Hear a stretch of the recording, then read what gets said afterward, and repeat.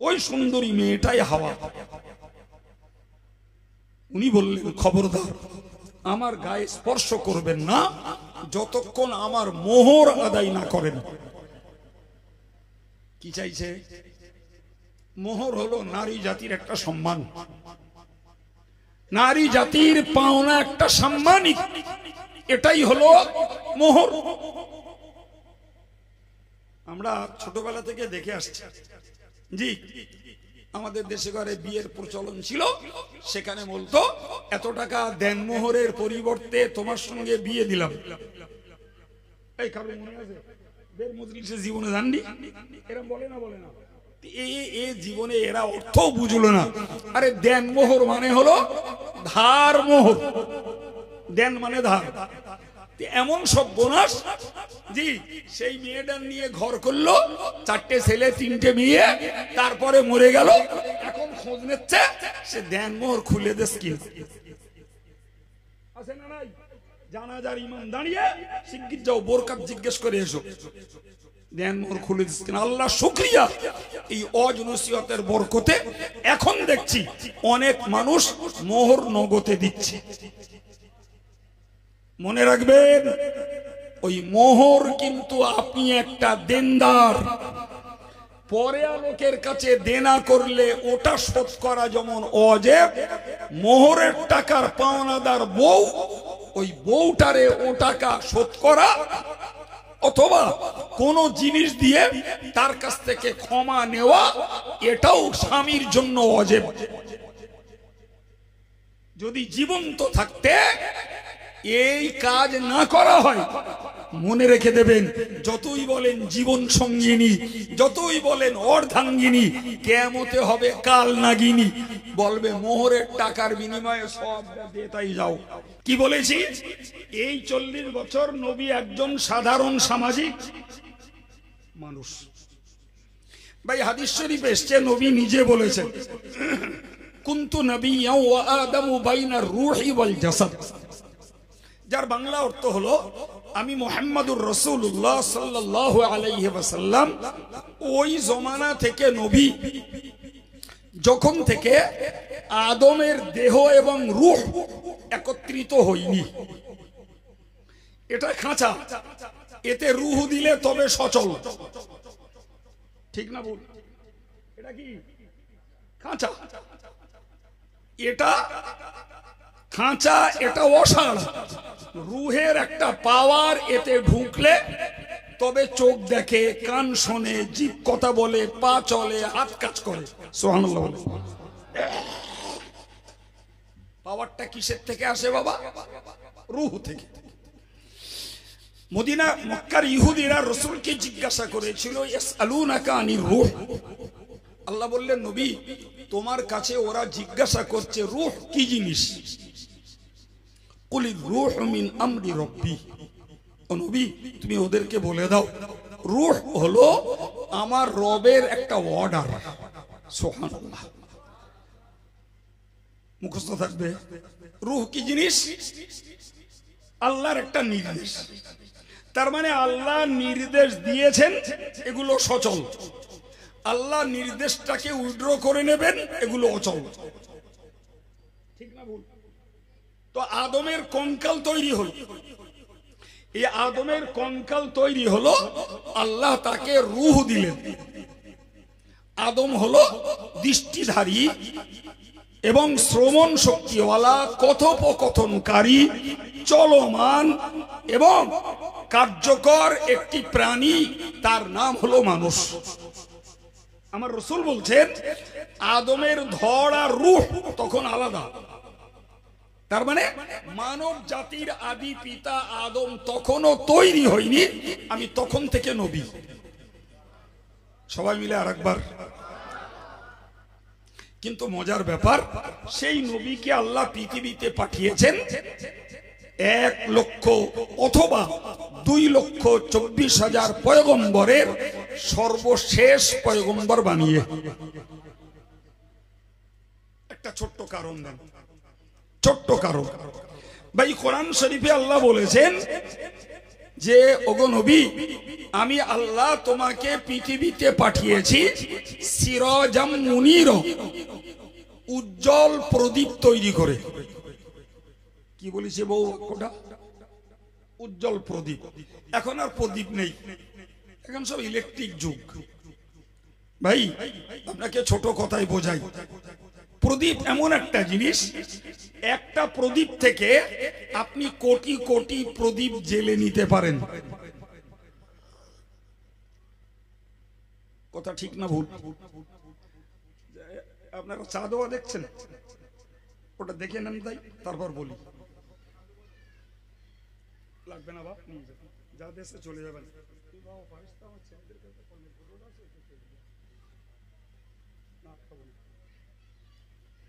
কি দেওয়া খেদমত করো, আওয়াজ শুনতে হবে না। কি বলেছি বাবু? আমার ভালো লাগছে, আপনারা যে লোকগুলো আছেন সোনার মতো মানুষ, একটু মন দিলেই আমি দুটো কথা মন খুলে বলবো। কি বলেছি? আল্লাহ বললেন নবী আমি তোমাকে পাঠিয়েছি কি করে বাবা? প্রদীপ বোঝানোর জন্য। আমি আপনাদের একদম আমাদের গেঁয়ো কথা একটা বলি। আমরা ছেলেবেলায় পড়েছি একদম গ্রাম্য কথায় টেমির আলোয়, মনে পড়ে কারো? হ্যাঁ, আচ্ছা একটা টেমি জ্বালিয়ে ওর থেকে আমি যদি 1 কোটি টেমি জ্বালাই, তো মূল যে টেমিটা থেকে আমি আরো 1 কোটি টেমি জ্বালিয়ে নিয়েছি, ওই টেমির আলো কি কমে যাবে? আল্লাহু আকবার। আমার আল্লাহ পাক বললেন নবী আমি তোমাকে উজ্জ্বল প্রদীপ বানিয়েছি, তোমার আলো তোমার কাছে থেকে যাবে, তোমার থেকে আলো নিয়ে সারা পৃথিবীর অন্ধকার দূর হয়ে যাবে। আমরা বাস্তবে লক্ষ্য করলে দেখি আমিনার মতো একটি দরিদ্র পরিবার, কুঁড়ে তার ঘর, এই ঘরে আল্লাহ জ্বালিয়ে দিলেন আমার নবীর মতো উজ্জ্বল প্রদীপটাকে। আর সেই আলো আজকের গোটা পৃথিবীর 228টা দেশে পৌঁছে গেছে। আপনি তাকিয়ে দেখুন, আমেরিকায় জ্বলছে ইসলামের আলো, ইউরোপে জ্বলছে ইসলামের আলো, আফ্রিকায় জ্বলছে ইসলামের আলো, চীনে জ্বলছে ইসলামের আলো, মিয়ানমারে জ্বলছে ইসলামের আলো, শ্রীলঙ্কায় জ্বলছে ইসলামের আলো, অস্ট্রেলিয়ায় জ্বলছে ইসলামের আলো। এ প্রিয় ভাইরা আমার, এই আলো তো আল্লাহ জ্বেলেছিলেন মক্কার আব্দুল্লাহর ঔরসের আমিনার গর্ভের কুঁড়ে ঘরে। আর সেই আলোর জ্যোতিতে আজকে সারা পৃথিবী ইসলামের আলোয় উদ্ভাসিত হয়েছে। ঠিক কিনা বাবা? এখন বলুন, আমাদের দেশের একটা কথাই বলে বাবু, খাওয়ার মজা খিদে। কথাটা ঠিক না বলুন? বলেন বলেন, চিল্লে বলেন, কথা বলুন, আমারও ভালো লাগবে, আপনাদের মুখস্থ হবে। খাওয়ার মজা খিদে। ভাই খিদে যদি পায় না, শাক ডাল যা দেখ গোডাউনটা ভরে নেওয়া যায়। যদি পেট ভরা থাকে, ইলিশ মাছের কালিয়া আর ভেটকির কালিয়া আর বাগদার রসা যাই করে দে, ও রসবে দরকার কি? এখানে টিউবলাইট জ্বলছে, হ্যালোজিন জ্বলছে, জি এইখানে কেউ একটা হারকেন জ্বালিয়ে দিলে, হারকেন জ্বালানোর কোনো প্রয়োজন বলেন বলে?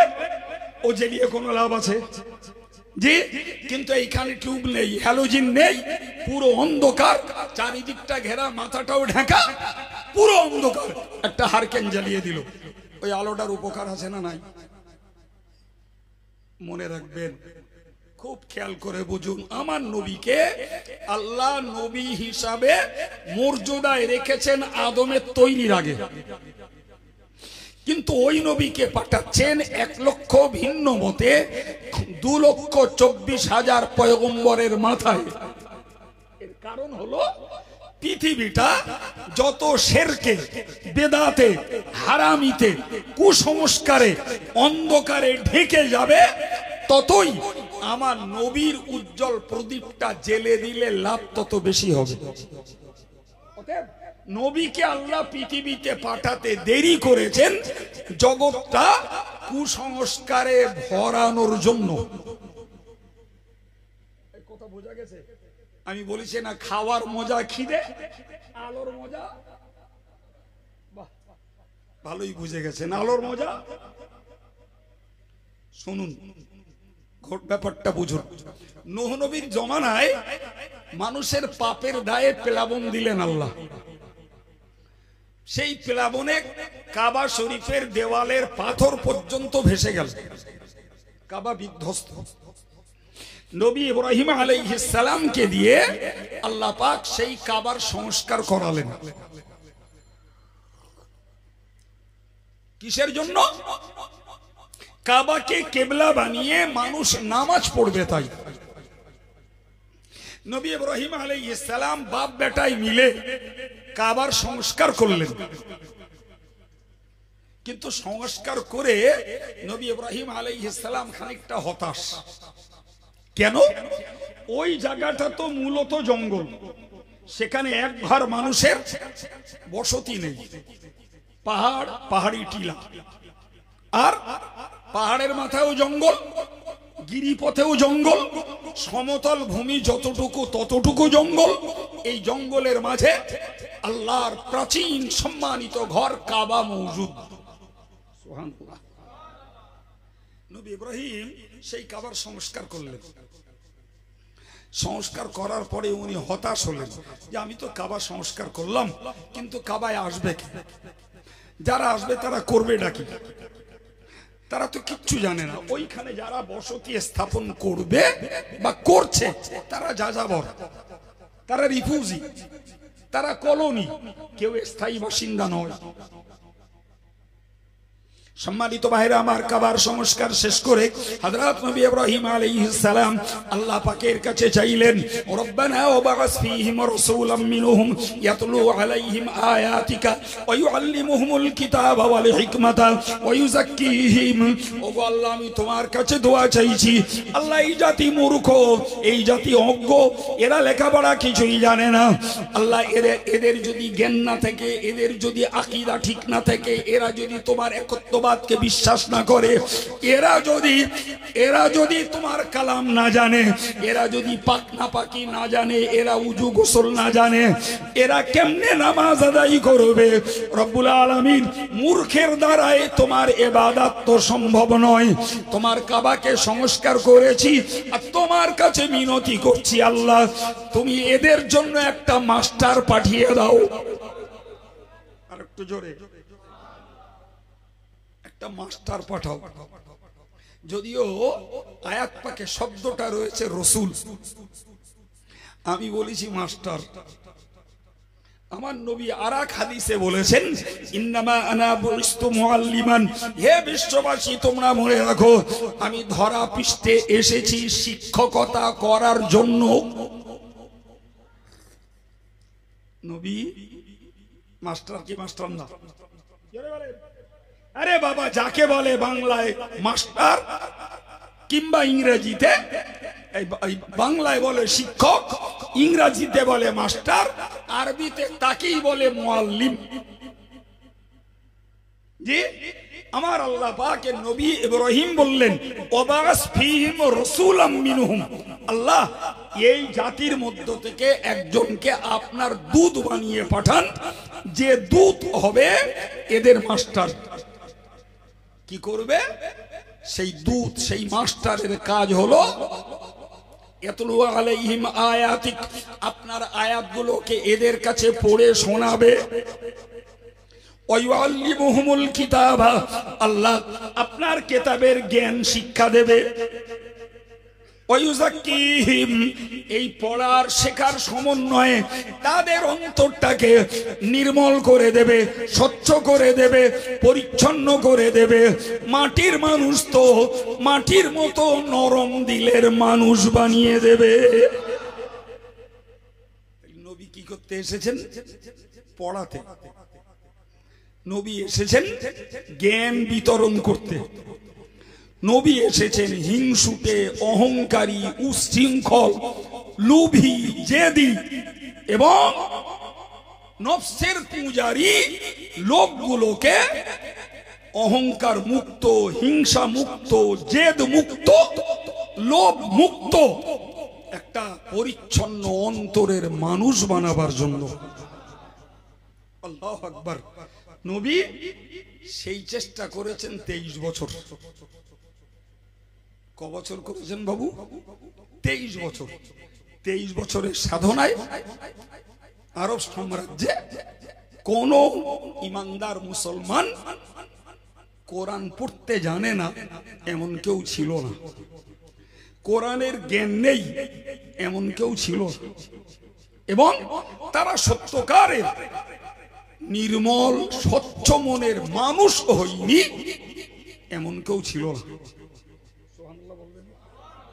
তাহলে নবী এসে ওই দুর্ধর্ষ বর্বর অশিক্ষিত মূর্খ মানব সমাজটাকে শিক্ষিত, বিনয়ী, নম্র, আল্লাহওয়ালা, পরকাল ভীতু, জাহান্নামের প্রতি ঘৃণা এবং জান্নাতের প্রতি আগ্রহী একটা গোষ্ঠী, একটা সম্প্রদায় তৈরি করে পর্দা নিয়েছেন।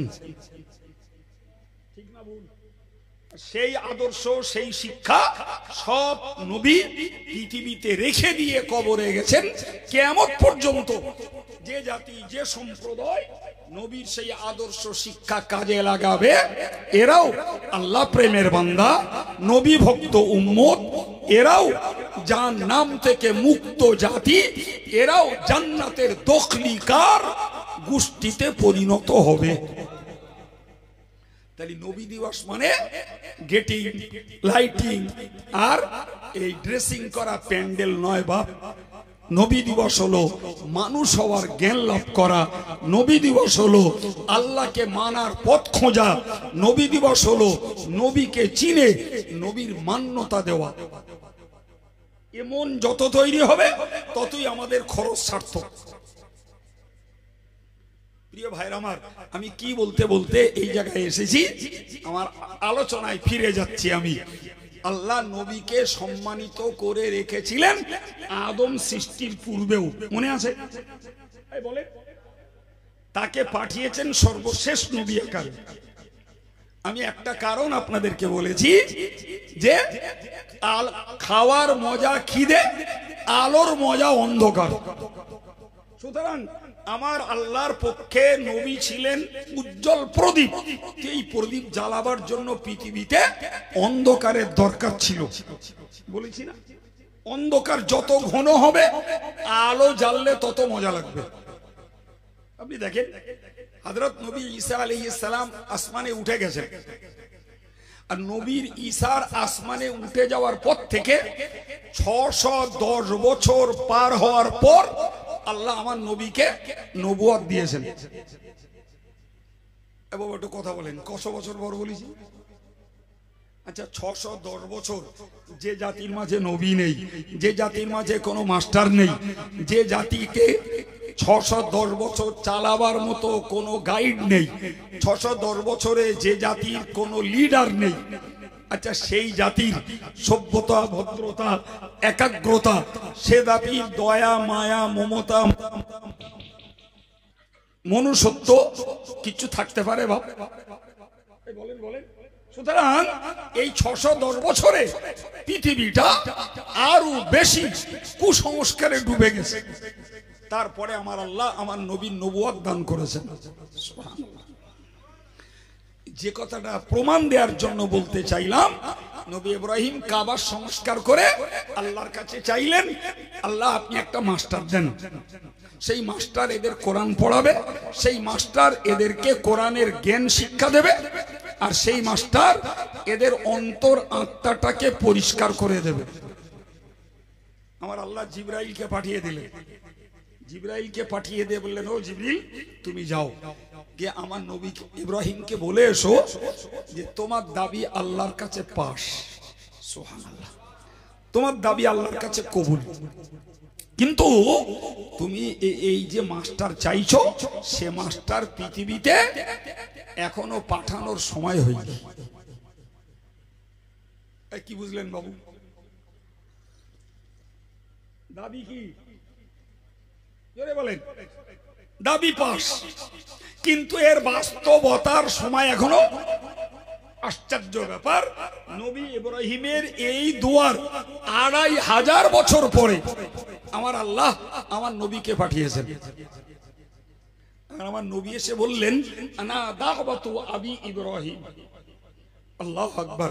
আমি পৃথিবীতে এসেছি আমার পূর্ব পিতা নবী ইব্রাহিমের দোয়ার ফসল।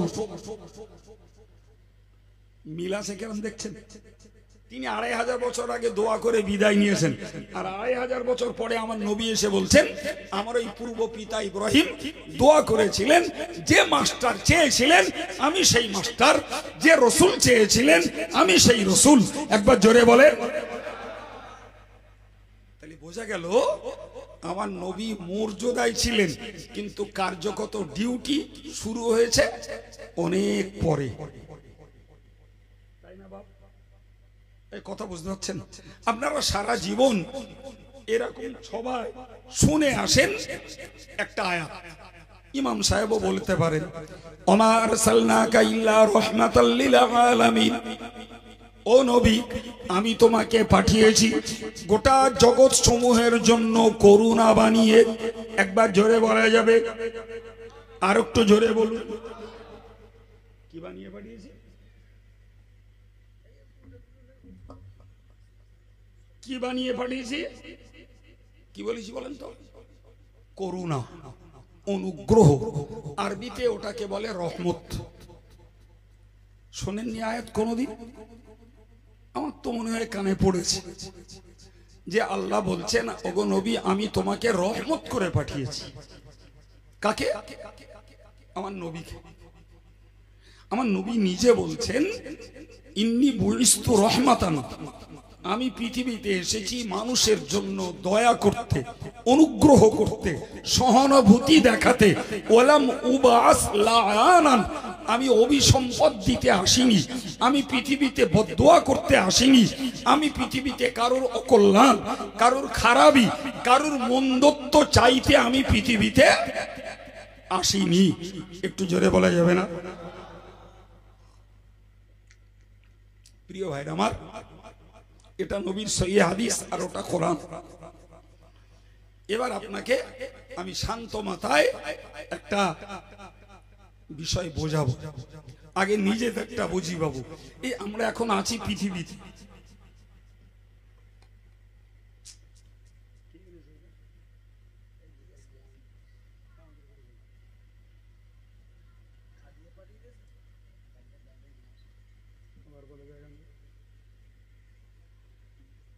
কি বলেছি বাবু? আমরা এখন পৃথিবীতে, এর আগে কোথায় ছিলাম? তাহলে আমার গোড়া থেকে পড়াতে হবে। আচ্ছা তাই পড়াচ্ছি, ভুলে গেলি আপনাদেরও লস আমারও লস। শুনুন, আমরা ছিলাম আত্মার জগতে, ওটাকে আরবিতে বলে আলামে আরওয়াহ। এখন আমরা আছি পার্থিব জগতে, এটাকে বলা হয় আলামে দুনিয়া। আমরা এরপরে যাব আলামে বারজাখ, যাকে অ্যাকচুয়াল বলা হয় মধ্য জগৎ, কিন্তু আমরা সহজে বলি কবর জগৎ। আর কবর থেকে উঠব আর একটা জগতে যাব, ওটার নাম আলামে আখিরাত বা পরজগৎ। তাহলে জগৎ কটা হলো বলেন বলেন? আপনারা এরা মনে করছেন নাকি হুজুর পয়সা নেবেন আপনি আর আমাদের বকাচ্ছেন কেন, আমরা ফাও কেন বকতে যাচ্ছি, এরা মনে হচ্ছে নাকি? তাহলে অত কিরপিন কিরপিন ভাব কেন? একটু যা বলছি মন খুলে বলেন না, ব্রেনে ধরবে ভালো। কি বলেছি? জগৎ কটা? চারটে। আরবিতে আলামে আরওয়াহ, আলামে দুনিয়া, আলামে বারজাখ, আলামে আখিরাত। বাংলায় আত্মার জগৎ, পার্থিব জগৎ, মধ্য জগৎ বা কবর জগৎ, আর পরজগৎ। প্রত্যেকের জন্য এই চারটে করে আছে। ছিলাম আত্মার জগতে, আছি পার্থিব জগতে, যাব কবর জগতে, ওইখান থেকে উঠব পরজগতে। চার জগৎ টাচ করাই লাগবে। লাগবে না? লাগবে না বাবা?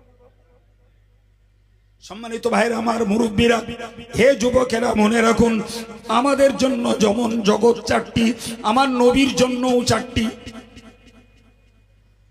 নবীর জন্য চারটি। আমার নবীকে আল্লাহ আগে বানিয়েছেন বলেছি, তাহলে এতদিন পর্যন্ত নবীকে আল্লাহ রেখেছিলেন আত্মার জগতে, এরপরে নবীকে পাঠিয়েছেন এই বাস্তব পৃথিবীতে। এটা হলো নবীর জন্য পার্থিব জগৎ।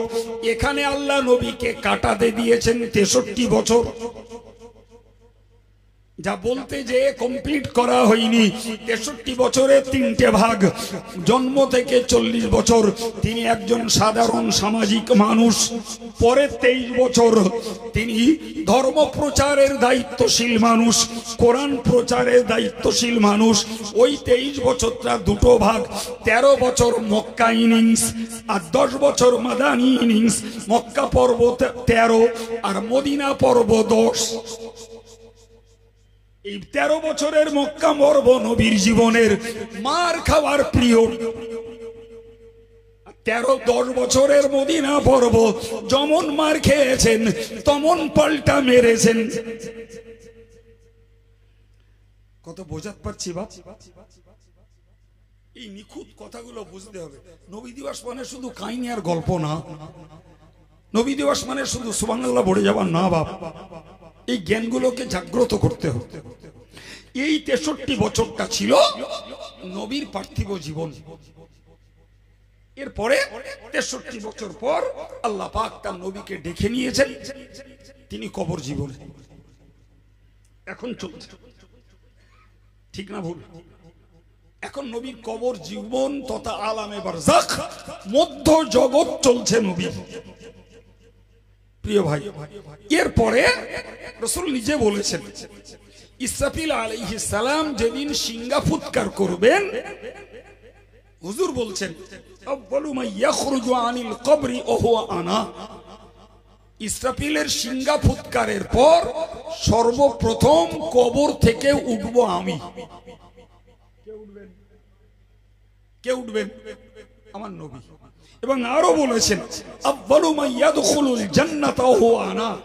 আমি রাসূলুল্লাহ সর্বপ্রথম আল্লাহর জান্নাতে প্রবেশ করব। ভাই, ওইখান থেকে শুরু হলো আলামে আখিরাত বা বাংলা বাংলি পরজগৎ। কথা ক্লিয়ার হয়েছে বাপ? জি। তাহলে আমাদের জন্য যেমন জগৎ চারটা, নবীর জন্য। এখন বক্তব্য হলো, আল্লাহ বললেন নবী তোমাকে সকল জগতের জন্য রহমত বানিয়েছি, সকল জগতের জন্য তোমাকে করুণার মূর্ত প্রতীক বানিয়েছি, সকল জগতের জন্য তোমাকে অনুগ্রহশীল বানিয়েছি। আমি একটা করে উদাহরণ দেব, শেষ করব। ওই একটা আয়াত বুঝিয়ে দেওয়াই আমার সার্থক উদ্দেশ্য। ওই একটা আয়াত বোঝাবো বলে এতক্ষণ পটভূমিকা তৈরি করেছি। ভাই, আমার নবী আত্মার জগতে যখন ছিলেন, তখন আদম আলাইহিস সালামকে আল্লাহ তৈরি করলেন। ঠিক না ভুল? নবী তার আগে তৈরি। তিনি তখন কোথায় বাবা? আত্মার জগতে আদমকে তৈরি করলেন। আর আদমকে তৈরি করার পরে আমার আল্লাহ আদমের অংশ দিয়ে হাওয়াকে বানালেন। আদমের অংশ দিয়ে আল্লাহ ইচ্ছা করলে হাওয়াকেও আদমের মতো এককভাবে বানাতে পারতেন। পারতেন না? হাদিস পাকে এসেছে খালাকাল্লাহু আদামা আলা সূরাতিহি। আল্লাহ বলছেন আমি আমার নবী এবং প্রথম বান্দা, প্রথম মানব আদমকে বানিয়েছি আমার পরিকল্পিত আকৃতিতে। জোরে বলেন। পরিকল্পিত আকৃতি এই আমাদের যেমন এরকম, ঠিক যেভাবে সেট, মুখ, নাক, চোখ, হাত, পা, যেখানে যেটা আমরা আমাদের অঙ্গগুলো সেটআপ দেখছি, হযরত আদম আলাইহিস সালামকে আল্লাহ পাক এই সেটআপই বানিয়েছিলেন। তবে আদম ছিলেন 60 গজ লম্বা। কত গজ? সহিহ বুখারীর হাদিসে বিদ্যমান। আদম ছিলেন 60 গজ লম্বা, সেখান থেকে ছোট হতে হতে হতে হতে আমরা এখন এই জায়গায় এসেছি। জি, জানি না এরপরে আরো বেড়ে হতে হতে শেষ পর্যন্ত আংশুড়ি দিয়ে বেগুন পড়বে কিনা, সেটা আল্লাহ জানে। এই আকার 60 গজ থেকে। সম্মানিত ভাইরা আমার, মনে রাখুন, আদম আলাইহিস সালামকে আল্লাহ বানালেন এবং আদমের অংশ দিয়ে হাওয়াকে বানালেন। আদম আর হাওয়ার মাঝে আমার আল্লাহ বিবাহের খুতবা পড়ে তাদের মাঝে বিবাহ সম্পন্ন করে দিলেন। আদম হাওয়া বিয়ে পড়িয়েছেন কে? আল্লাহ। আচ্ছা, ও বিয়েটা ভালো না ভুল বলছিল হতে? ও বিয়ের তুলনা আছে? যে বিয়ের খুতবা পড়েছেন স্বয়ং আল্লাহ। বিয়ে শেষ, আদম হাওয়াকে আল্লাহ জান্নাতে থাকতে দিলেন। আমার আল্লাহ বললেন, ইয়া আদম উসকুন আনতা ওয়া যাওজুকাল জান্নাহ ওকুলা মিনহা রাগাদান হাইসু শিইতুমা ওয়ালা তাকরাবা হাযিহিশ শাজারা। আমার আল্লাহ বললেন, ওরে আদম, তুমি আর তোমার স্ত্রী এই জান্নাতে থাকো, যেটাই ইচ্ছা সেটাই ঘোরো, যা মন চায় তাই খাও। একটা গাছকে ইন্ডিকেট করলেন, একটা গাছকে চিহ্নিত করে বললেন, এই গাছের নিকটেও যেন এসো না, বাকি সব স্বাধীনতা, যেটাই ইচ্ছা ঘোরো, যা মন চায় থাক খাও, সবকিছুই তোমার অবাধ স্বাধীনতা। প্রিয় ভাইরা আমার, হযরত আদম আলাইহিস সালাম জান্নাতে থেকে জান্নাতের আরামে এসে ঘুমিয়ে পড়লেন। ঘুম ভাঙতে চেয়ে দেখলেন পাশে এক পরমা সুন্দরী, রূপ লাবণ্য ঝরে পড়ছে একটা টলটলে যুবতী। এই পৃথিবীর প্রথম মহিলা। এর আগে মেয়ে সন্তান নামে পৃথিবীতে আল্লাহ কাউকে বানাননি। অথচ মহান আল্লাহর কুদরতের কি খেলা, আদম ঘুম ভাঙতেই পরমা সুন্দরী একজন মহিলাকে দেখে উনি হাত বাড়ালেন, তার গায়ে হাত দেবেন। ওই সুন্দরী মেয়েটাই হাওয়া। উনি বললেন, খবরদার, আমার গায়ে স্পর্শ করবেন না যতক্ষণ আমার মোহর আদায় না করেন। কি চাইছে? মোহর হলো নারী জাতির একটা সম্মান, নারী জাতির পাওনা একটা সাম্মানিক, এটাই হলো মোহর। আমরা ছোটবেলা থেকে দেখে আসছি। জি, আমাদের দেশে ঘরে বিয়ের প্রচলন ছিল, সেখানে বলতো এত টাকা দেন মোহরের পরিবর্তে তোমার সঙ্গে বিয়ে দিলাম। এই কারণ মনে আছে? মজলিসে জীবনে জাননি এরকম বলে না, বলে না, এ জীবনে এরা অর্থ বুঝলো না। আরে দেন মোহর মানে হলো ধার মোহর, দেন মানে ধার। এমন সব বোনাস। জি, সেই মেয়েটা নিয়ে ঘর করলো, 4টে ছেলে 3টে মেয়ে, তারপরে মরে গেল। এখন খোঁজ নিচ্ছে সে দেন মোহর খুলে দেশ কি আছে না নাই। জানাজার ইমাম দাঁড়িয়ে শিগগির যাও বোরকাত জিজ্ঞেস করে এসো, দেন মোহর খুলে দিচ্ছে কিনা। আল্লাহ শুকরিয়া, এই ওয়াজ নসিহতের বরকতে এখন দেখছি অনেক মানুষ মোহর নগদে দিচ্ছে। মনে রাখবেন, ওই মোহর কিন্তু আপনি একটা দেনদার। পরে লোকের কাছে দেনা করলে ওটা শোধ করা যেমন ওয়াজিব, মোহরের টাকার পাওনাদার বউ, ওই বউটারে ও টাকা শোধ করা অথবা কোন জিনিস দিয়ে তার কাছ থেকে ক্ষমা নেওয়া, এটাও স্বামীর জন্য ওয়াজিব। যদি জীবন্ত থাকতে এই কাজ না করা হয়, মনে রেখে দেবেন, যতই বলেন জীবন সঙ্গিনী, যতই বলেন অর্ধাঙ্গিনী, কিয়ামতে হবে কাল নাগিনী। বলবে মোহরের টাকার বিনিময়ে সব দিয়ে তাই যাও। মনে থাকবে, যারা দেন মোহরে তথা ধার মোহরে বিয়ে করেছেন, আজও পয়সা দিয়ে কিংবা কোনো মাল সামান দিয়ে শোধ করেননি, অবিলম্বে ওটা শোধ করবার ব্যবস্থা করবেন। অনেক সময় এমন দেখা যায় স্বামীর আগে স্ত্রী মারা যায়, যায় না?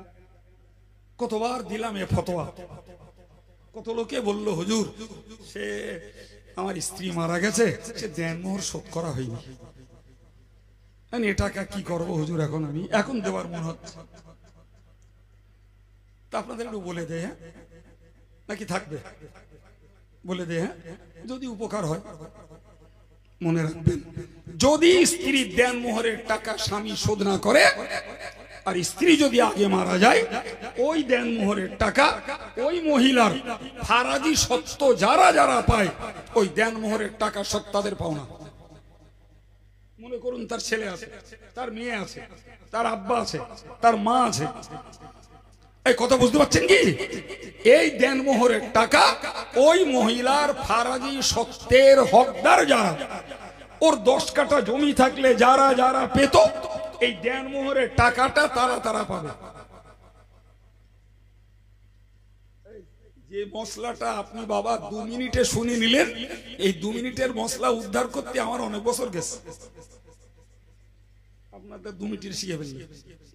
যাক, আর বলছি এখন হাওয়া কি চাইলেন বলেছি বাবু, আবার ওই দেন বলে কি চেয়েছে?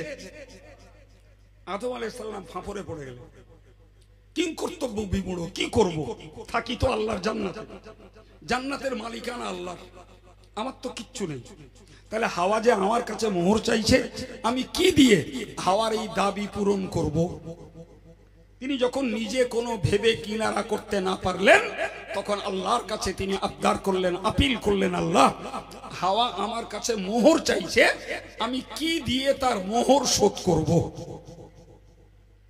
সম্মানিত ভাইরা আমার, জগৎ বরেণ্য মুহাদ্দিস হযরতে আল্লামা ইবনুল জাওজি রাহমাতুল্লাহ আলাইহি তিনি তার কিতাবে উল্লেখ করেছেন, ওই সময় আমার আল্লাহ বলেছিলেন, ওরে আদম তুমি এক কাজ করো, আমার আখিরি জামানার পয়গম্বর, আখিরি জামানার নবী সাইয়্যিদুল মুরসালিন রাহমাতুল্লিল আলামিন মুহাম্মাদুর রাসূলুল্লাহর নামে 20 বার দরুদ শরীফ পড়ে দাও। ওই 20 বার দরুদটাকে আমি হাওয়ার জন্য মোহর নির্ধারণ করে দিলাম। আর একটু মন খুলে, আমার নবীর তখন জন্ম হয়েছে বাপ, আমার নবী তখন আত্মার জগতে, আমার নবী যখন আত্মার জগতে, সেই সময়েতে যে গোটা পৃথিবীর মানব জাতির আদি পিতা আদম এবং হাওয়া, আদম এবং হাওয়ার বিবাহের ব্যবহারিক জীবন শুরু হচ্ছে ওই নবীর প্রতি দরুদ পড়িয়ে। এটাকেই মুহাদ্দিসরা বলেছেন, ওটাই হলো আল্লাহ পাক যার নবীকে রহমত বানিয়েছেন, অনুগ্রহ বানিয়েছেন। নবী আত্মার জগতে থাকাকালীন তার অনুগ্রহ দুনিয়ার মানুষ ভোগ করেছে, তার অনুগ্রহ দুনিয়ার মানুষ। আমার নবীর নামে দরুদ পড়িয়ে কি করা হচ্ছে? আদম হাওয়ার বিবাহের ব্যবহারিক জীবন শুরু হচ্ছে, অথচ সে নবী তখনও পৃথিবীতে আসেনি, নবী তখন আত্মার জগতে। তাহলে নবী আত্মার জগতে থাকাকালীন আমার নবীর দ্বারাই দুনিয়ার মানুষ উপকার পেয়েছে না পায়নি? তাড়াতাড়ি বলুন। পেয়েছে ভাই, আর বলবো না। এরকম উদাহরণ দিলে ওই একটা দিতে দিতেই আমার সময় শেষ হয়ে যাবে, শক্তিও শেষ হবে।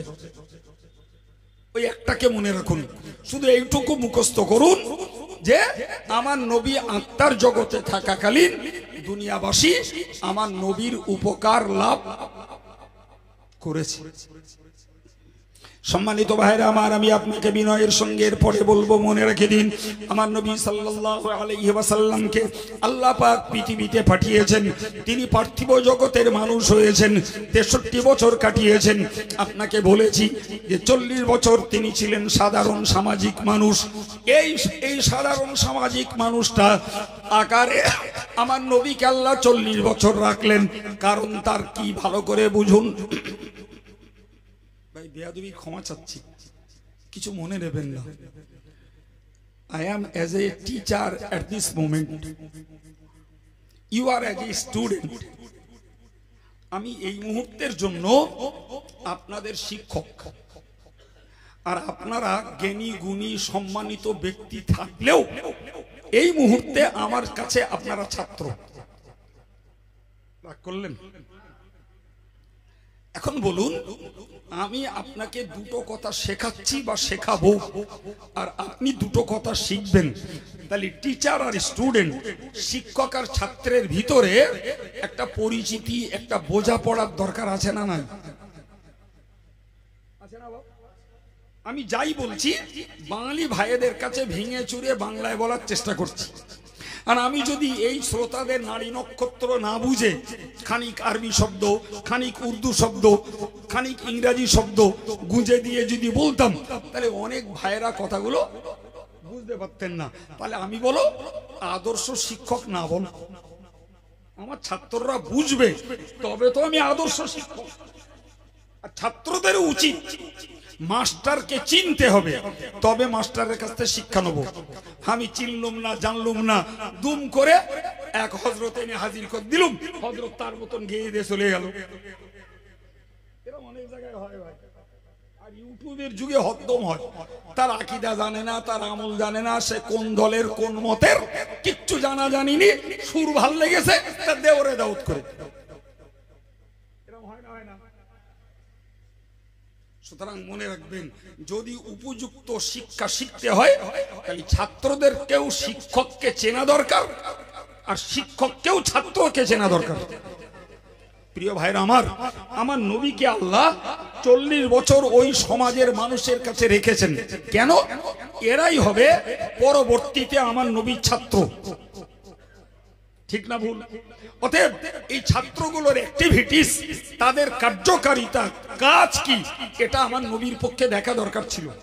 নবী দেখলেন এরা শিরক করে, এরা বেদাত করে, এরা সুদ খায়, এরা মদ খায়, এরা গান ভক্ত, এরা জোয়া ভক্ত, এরা নারী জাতকে নির্যাতন করে, এরা কন্যাগুলোকে পুঁতে ফেলে, এরা তা বলতে মানুষকে মার্ডার করে, এরা মানুষের সর্বস্ব লুট করে নিঃস্ব রিক্ত একদম শূন্য বানিয়ে ছেড়ে দেয়। এই ছিল ওই আরববাসীর তৎকালীন চরিত্র। 40 বছর ধরে আমার আল্লাহ আমার নবীকে পরবর্তী ছাত্রদের এই অবস্থাটা নবীকে দেখিয়েছে। তবে তো নবীর মাস্টারিটা সুবিধা হবে নাকি? এই ছাত্রদের দেখে নাও এরা কি জিনিস। আর ওই ছাত্রগুলো দেখে নিল আব্দুল্লাহর বেটা মা আমিনার গর্ভজাত সন্তান মুহাম্মদ ইবনে আব্দুল্লাহ। মুহাম্মদ ইবনে আব্দুল্লাহ তিনি তখন বাস্তব পৃথিবীতে মুহাম্মদ রাসূলুল্লাহ হননি, তিনি তখন আব্দুল্লাহর বেটা মুহাম্মদ। ওরা দেখে নিল এই ছেলেটি সত্যবাদী, এ জীবনে মিথ্যা কথা বলে না, এ জীবনে আড্ডাবাজি করে না, এ জীবনে হারাম রোজগার করে না, এ জীবনে গালিগালাজ করে না, জীবনে কারোর প্রতি একটা চড় তুলিনি, কোন নারীর প্রতি কোনোদিনই অশুভ দৃষ্টি কোনোদিন দেয়নি, কে জীবনে কারোর সঙ্গে ঝগড়া বাঁধায়নি, বড়োর সঙ্গে সম্মানজনক ব্যবহার, ছোটর সঙ্গে স্নেহের ব্যবহার এবং একে অপরের হক আদায়, সবকিছু তারা প্রত্যেকটা পদে পদে হাতে নাতে আমার নবীকে দেখে নিল। আল্লাহ পরে এই মানুষটাকে মাস্টার বানাবেন, তখন ওরা বুঝবে এই তো সেই লোকটা আজকে যে রসুল বলছে, এই লোকটার কোনোদিন মিথ্যা বলতে শুনিনি, এই লোকটার কোনোদিন গালি দিতে শুনিনি, এই লোকটা কোনোদিন অশালীন আচরণ করিনি, এই লোকটা কারোর প্রতি কোনোদিন রুষ্ট রূঢ় হইনি, এই লোকটা কারোর সঙ্গে ঝগড়া করিনি, অন্যকে হত্যা করা তো দূরের কথা, কারোর প্রতি অন্যায়ভাবে একটা হাত তোলেননি, এই লোকটা কোনোদিন মদের গ্লাস স্পর্শ করিনি, এই লোকটা কোনোদিন খেলায় মেতে উঠিনি, এই লোকটা কোনোদিন গানে আসক্ত হইনি। একবার জোরে বলা যাবে? তাহলে 40 বছর ধরে ওরা দেখেছে আমার নবীকে, আর আমার নবী দেখেছেন ওদেরকে। আল্লাহু আকবার। নবী ওই 40 বছরে দেখেছিলেন কতগুলো বিষয়। আমার দিকে তাকান। সর্বোপরি তিনি দেখেছিলেন অসামাজিকতার একটি চূড়ান্ত অধ্যায়, সেটি হলো তারা কন্যা সন্তানকে জ্যান্ত জ্যান্ত পুঁতে ফেলে। তিনি দেখেছিলেন ঘরের বউদেরকে তারা সংসার করতে দেয় না, আজকে বিয়ে করে 1 সপ্তাহ পরে তালাক দেয়, আবার 3 মাস পরে ডেকে আনে আর বলে চল তুই আমার বউ বাড়ি চল। এক তালাক না, দু তালাক না, তিন তালাক না, কেতাবে এসেছে একসঙ্গে ঝেঁকে দিলে 300 তালাক। এই ছিল তাদের সামাজিক অবস্থা। একটা বর পক্ষে মন স্থির করে সংসার দাঁড় করাবার কোনো উপায় ছিল না। বিশ্বাস করুন ভাই, আমাদের সংসারটাকে এর ভারসাম্য রক্ষা করতে স্বামীর যেমন মেহনত করে রোজগার করা দরকার, বউটার তেমন পাহারাদারি করে সেগুলোকে সুরক্ষা করা দরকার। স্বামী যত রোজগার করুক, বউ যদি ওগুলোকে হজম করে দেয়, কোন স্বামীর পক্ষে ওই সংসারকে প্রতিষ্ঠা করা সম্ভব না। সুতরাং একটা সংসার দাঁড় করাতে স্বামীর অবদান যেমন, স্ত্রী লোকটার অবদান কোনো অংশে কম নয়। কিন্তু আরবের মানুষগুলো এমন বর্বর ছিল, ওরা মেয়েদেরকে স্থিরভাবে সংসার করতে দিত না।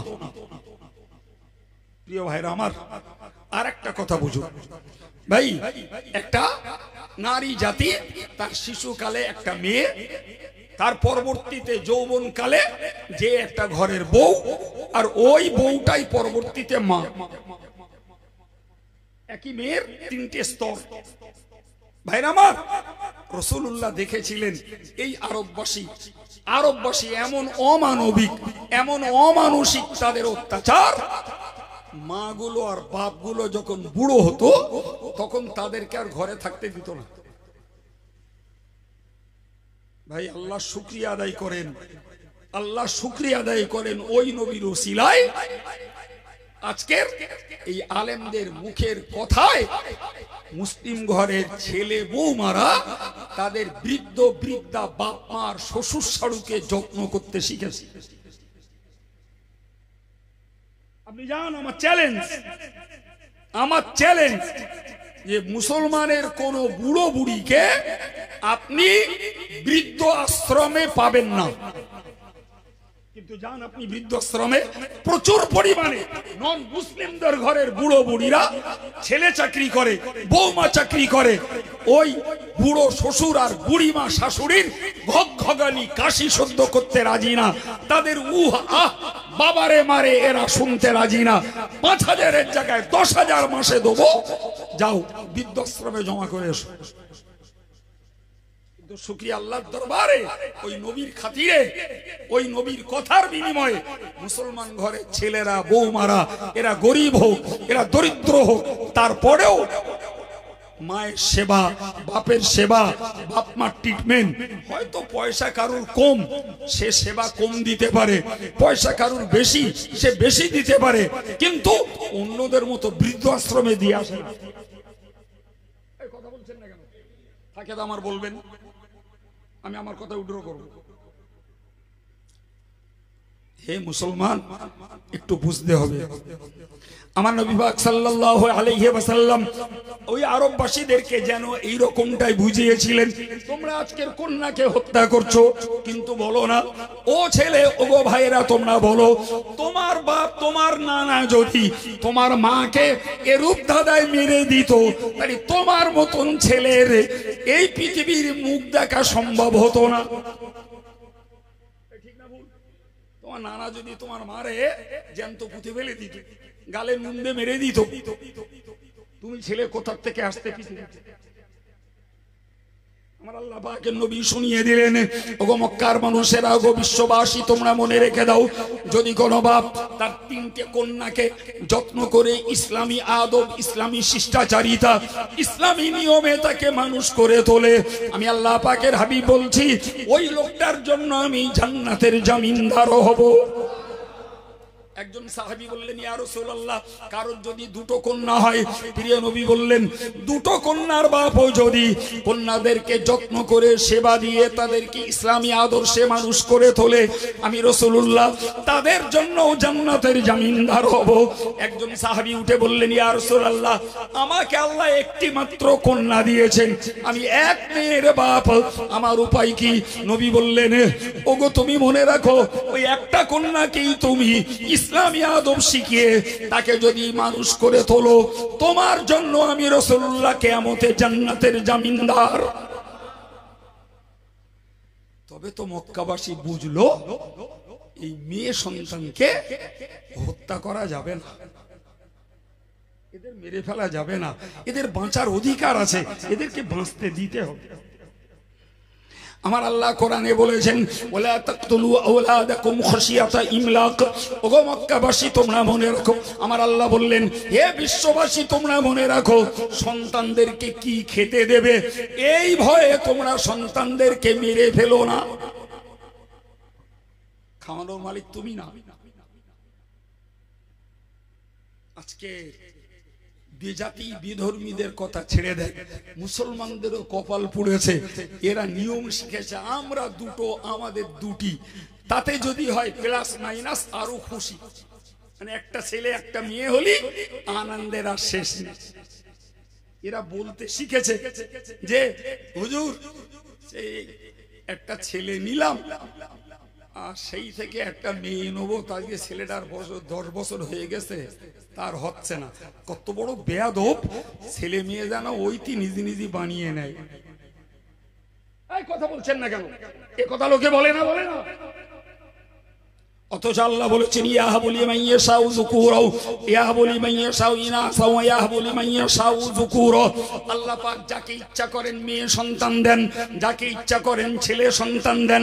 আও ইউযাব্বিজুহুম যুকুরানা ওয়া ইনাসা, আল্লাহ যাকে ইচ্ছা করেন ছেলে মেয়ে দুটোই সন্তান দেন। আবার বললেন ওয়া ইয়াজআলু মান ইয়াশাউ আকিমা, আল্লাহ যাকে ইচ্ছা করেন বেজো বানিয়ে দেন, কোনো সন্তান দেন না।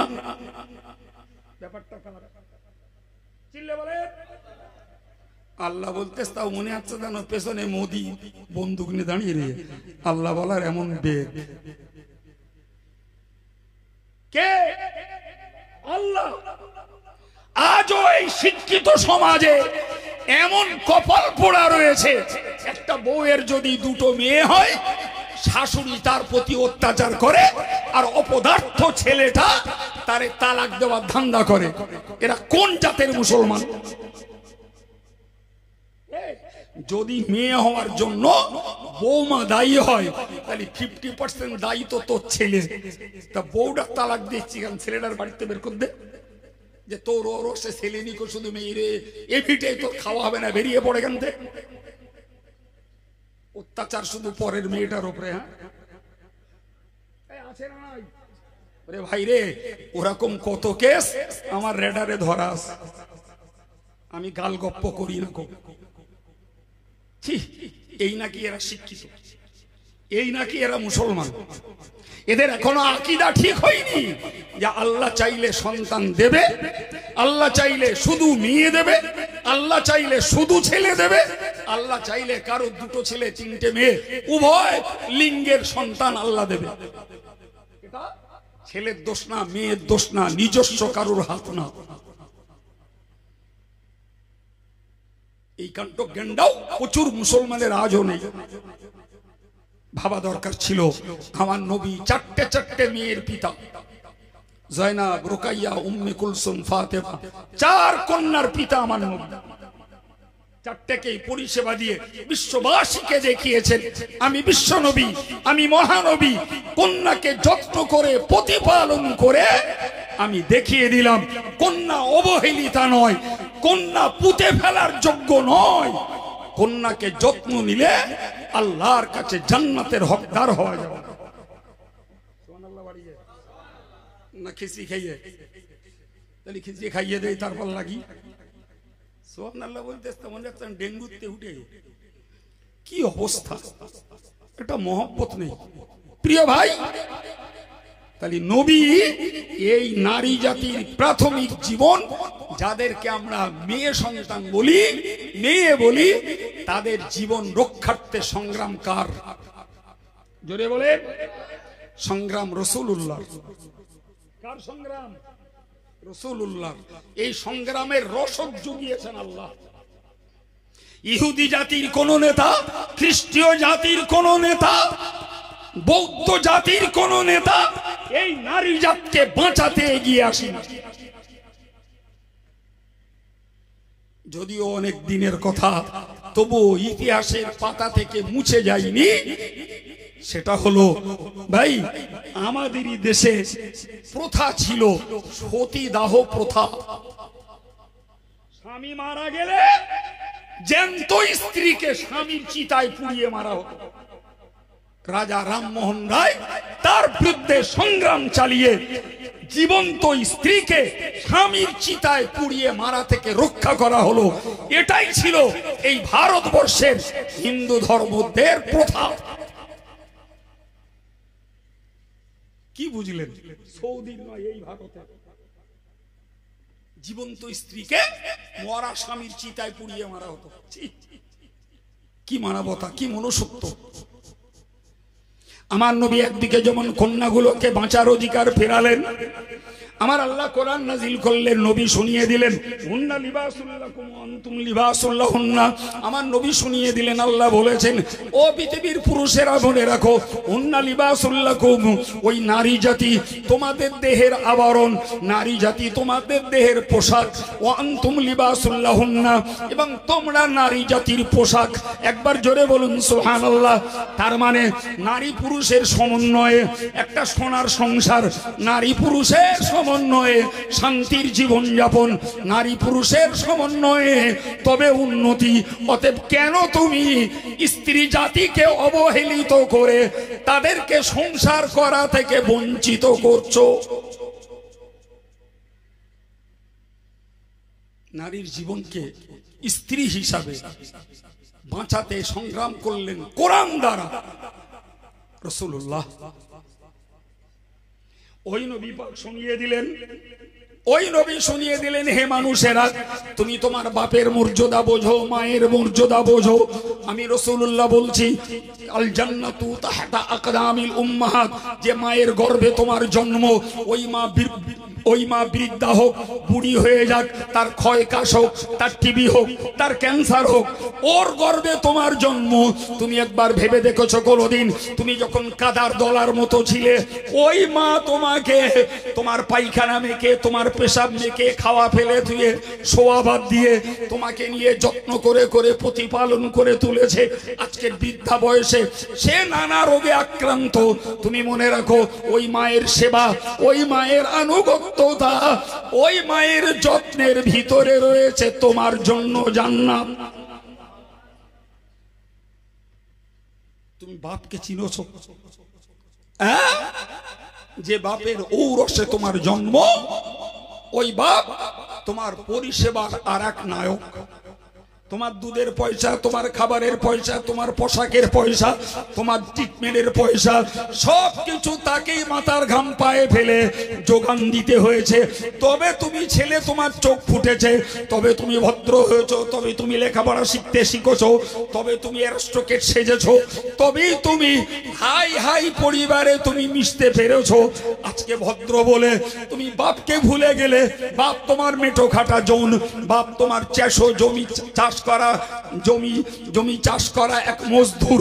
তুমি আজকে চাকরিজীবী, ফলে তোমার বাপের মান হারিয়ে গেছে। আমার নবী পাক সাল্লাল্লাহু আলাইহি ওয়াসাল্লাম বুঝিয়ে দিলেন, নিশ্চিত করে মনে রাখো, এই বাপ আর মা হলো তোমার কাছে সবথেকে বেশি সমাদরের।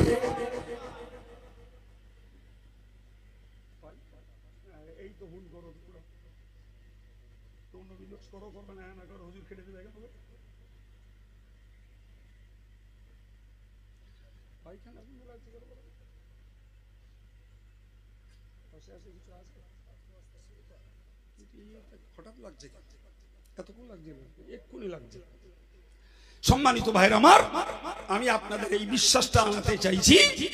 তাহলে নারীর কন্যা হিসাবে, ঘরের বধূ হিসাবে, মা হিসাবে তাদের সম্মান, তাদের অধিকার ফিরিয়ে দিতে চেষ্টা চালিয়েছেন কে বাবা? জোরে বলেন কে?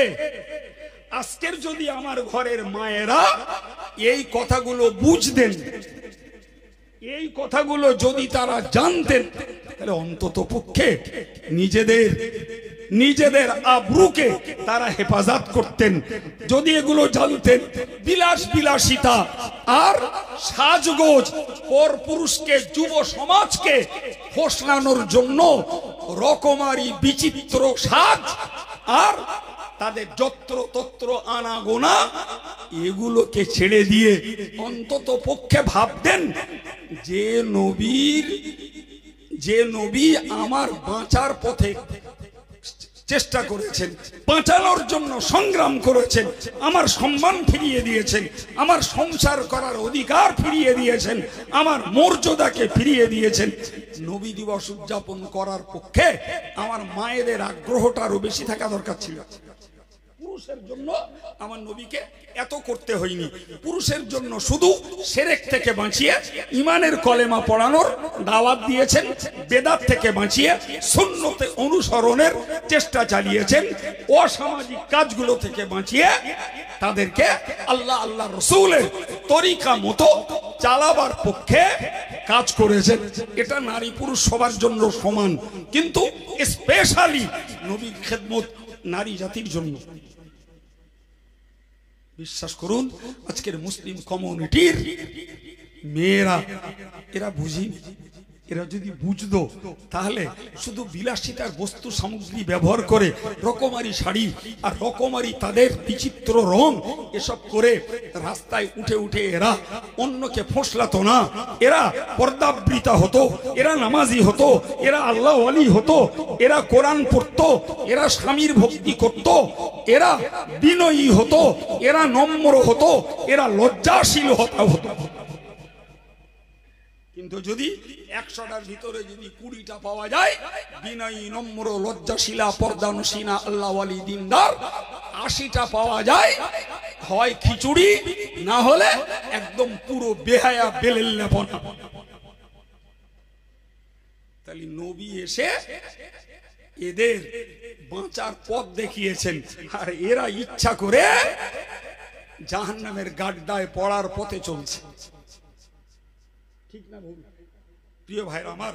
এবার একটু বলেন, জি নবী সাল্লাল্লাহু আলাইহি ওয়াসাল্লাম পার্থিব জীবনে জি 23 বছর কাটিয়েছেন, 40 বছর সামাজিক জীবন, আর পরের 23 বছর নবুয়ত এবং রিসালাত, কোরআন প্রচারের এবং আল্লাহর একত্ববাদের বাণী, তাওহীদের বাণী প্রচারের দায়িত্বশীল ব্যক্তি হিসাবে নবীর দ্বারাতে এ মানব জাতি উপকার পেয়েছে না পায়নি?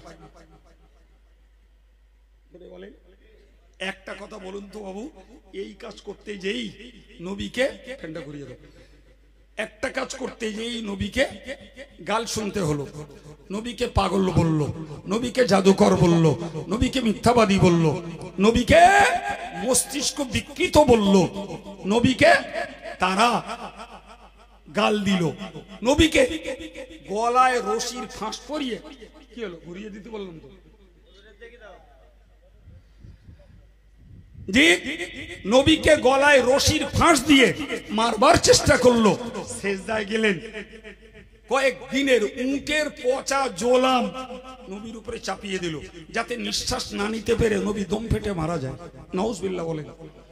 আচ্ছা বাবু, নবী যদি ওই দিন এইটুকু ভাবতেন আর এইটুকু বলতেন ক্ষোভে, অভিমানে, দুঃখে, ওদের দুর্ব্যবহারে, নবী যদি বলতেন যে আমি তোদেরকে জাহান্নাম থেকে বাঁচিয়ে জান্নাতে নিয়ে যাওয়ার চেষ্টা করছি, আর তোরাই আমার গাল দিচ্ছিস, বদনাম দিচ্ছিস, মারছিস, যা তোরা জাহান্নামে যাবি, যা, আমি আর ভাবতে যাব না। বুকে হাত দিয়ে বলুন তো, এই ভারত সীমান্তে বসে ইসলাম পাওয়া যেত? চীনের মানুষেরা ইসলাম পেত? আপনি জানেন চীনে সাহাবাদের মসজিদ রয়েছে, সুবহানাল্লাহ বলেন। চীনে সাহাবাদের তৈরি মসজিদ আছে, আজও চলমান, সুবহানাল্লাহ। মিয়ানমারে মুসলমান আছে, আমরা জানতাম না। যখন মিয়ানমারে যুদ্ধ লাগলো তখন বুঝলাম মিয়ানমারে মুসলমান। শ্রীলঙ্কায় মুসলমান আছে, আমরা জানতাম না। অস্ট্রেলিয়ায় 2 লক্ষ মুসলমান বাস করে এবং তারা সব আধ্যাত্মিক পন্থী, জোরে বলে। আমেরিকার মতো জায়গায় বর্তমানে 3000 মসজিদ। অ্যাংলো আর পার্সিয়ানদের ঘুম ভাঙে ফজরের আজানে। ইংল্যান্ডে এক মসজিদ তৈরি হয়েছে, এক জমাতে নামাজ পড়তে পারে 25,000 মানুষ। কাবার ইমামকে দিয়ে, আব্দুর রহমান সুদাইস হুজুরকে দিয়ে সেই মসজিদটা উদ্বোধন করানো হলো। সাইকেলে না, মোটর বাইকে না, বিদেশ থেকে এরোপ্লেন করে উড়ে উড়ে এত মুসল্লি গেছে, 25,000 লোকের আইটেমের মসজিদে জায়গা হইনি। আমরা তো শুধু মগের মুল্লুক দেখতেছি সুন্দরিয়ার এক মসজিদ, মনে করছি কামাই ধুয়ে ফেলিস সব। আর বিশ্ব জুড়ে কি হচ্ছে খবর রাখি না। আজকে নেটের যুগে ইউরোপ আর আফ্রিকার কালো কালো মানুষগুলো অবাক হয়ে যাবে, তাদের দেখলে দয়া লাগবে, এত করুণ তাদের দৃশ্য। অথচ আলহামদুলিল্লাহ সেখানে কোরআনিয়া মাদ্রাসা, সেখানে মসজিদ, তারাও যথারীতি ধর্ম করছে। প্রিয় নবী সাল্লাল্লাহু আলাইহি ওয়াসাল্লামের তার এই আপোষহীন সংগ্রাম, আল্লাহ তাকে পাঠিয়েছেন পৃথিবীর মানুষের মাঝে শান্তি প্রতিষ্ঠা করার জন্য। মাত্র 23 বছরে তিনি এমন বীজ পুঁতে রেখে গেছেন, সেই বীজ থেকে গাছ হয়ে তার শাখা, তার ডালপালা সারা বিশ্বময় ছড়িয়ে গেছে। কালে কালে যুগে যুগে ভাই ফেরাউন, নমরুদ, সাদ্দাদ, কারুন, হামান, আবু লাহাব, আবু জেহেল্লা, ভাই এরকম ধারায় ভাই রাশিয়াতে, চীনে, মার্কিনের বড় বড় নাস্তিকেরা, আজকের যুগের আমাদের দেশের ফেরাউন আর নমরুদেরা, এরাও ইসলামটাকে ডুবিয়ে চুবিয়ে মারার চেষ্টায় আছে।